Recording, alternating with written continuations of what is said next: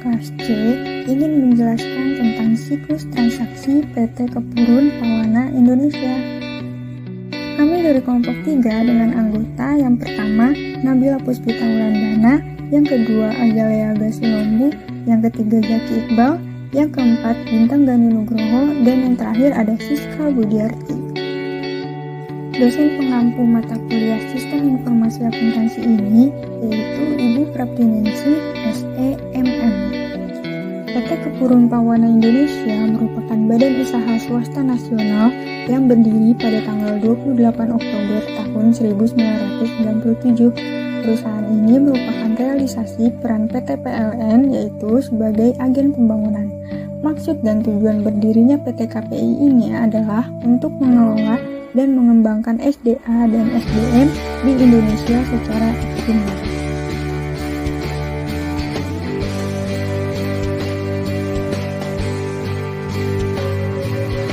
Sistem pengendalian internal PT KPI ini yang pertama, fungsi penjualan harus terpisah dari fungsi kas. Yang kedua, fungsi kas harus terpisah dari fungsi akuntansi. Dan yang terakhir, transaksi penjualan tunai harus dilaksanakan oleh fungsi penjualan, fungsi kas, dan fungsi akuntansi. Prosedur pencatatan PT KPI ini memiliki peraturan-peraturan. Yang pertama, penerimaan order dari pembeli harus diotorisasi oleh fungsi penjualan menggunakan faktur penjualan tunai. Yang kedua, penerimaan kas diotorisasi oleh fungsi penerimaan kas dengan cara mencap lunas dan menempel pita register pada faktur penjualan tunai. Dan yang terakhir, pencatatan ke dalam catatan akuntansi dilakukan oleh pihak yang berwenang. Baik, selanjutnya kita lanjut masuk ke flowchart prosedur penjualan tunai khususnya bagian order penjualan.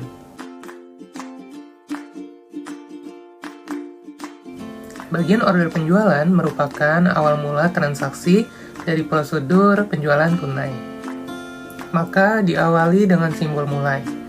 Dilanjutkan dengan penerimaan order dari pembeli atau penerimaan pesanan, dan dilanjutkan dengan mengisi faktur penjualan tunai yang didistribusikan menjadi faktur penjualan tunai 1, faktur penjualan tunai 2, dan faktur penjualan tunai 3.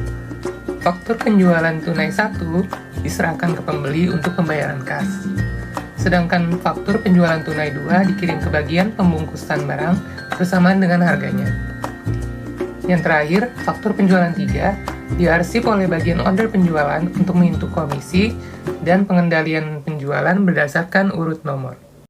Selanjutnya, kita akan memasuki bagian kasa. Yang pertama, bagian ini akan menerima FPT lembar 1 dari bagian penjualan tunai. Lalu diikuti dengan menerima uang dan mengoperasikan register kas. Pengoperasian register kas ini nantinya akan didapatkan pita register kas. Setelah didapatkan pita register kas, bagian ini akan mulai membubuhkan cap lunas pada lembar FPT serta menempelkan pita register kas tersebut pada FPT. Lalu akan menyerahkan FPT lembar 1 beserta pita register kas kepada pembeli untuk pengambilan barang di bagian pembungkusan. Di samping itu, bagian kasa juga bertugas untuk menyetorkan uang ke bank setiap hari.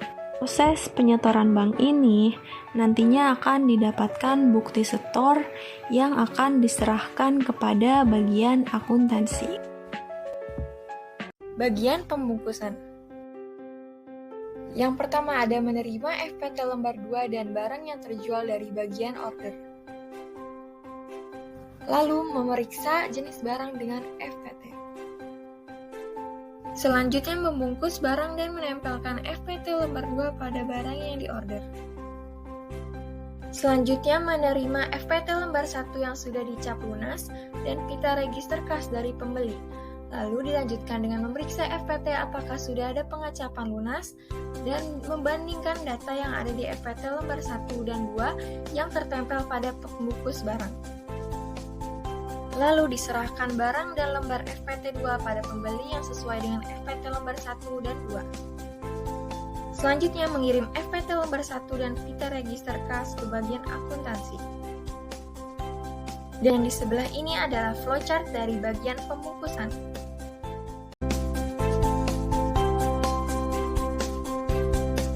Simbol lingkaran adalah on-page dari halaman sebelumnya. Setelah itu, perusahaan membuat dokumen yang bersumber dari FPT dan Vita Register Kas. Setelah membuat dokumen, kemudian bagian akuntansi melakukan pencatatan secara manual berdasarkan sumber dokumen tersebut. Kemudian, dilakukan penjurnalan yang menghasilkan jurnal penjualan dan jurnal penerimaan kas. Setelah itu, sumber dokumen akan diarsip berdasarkan angka.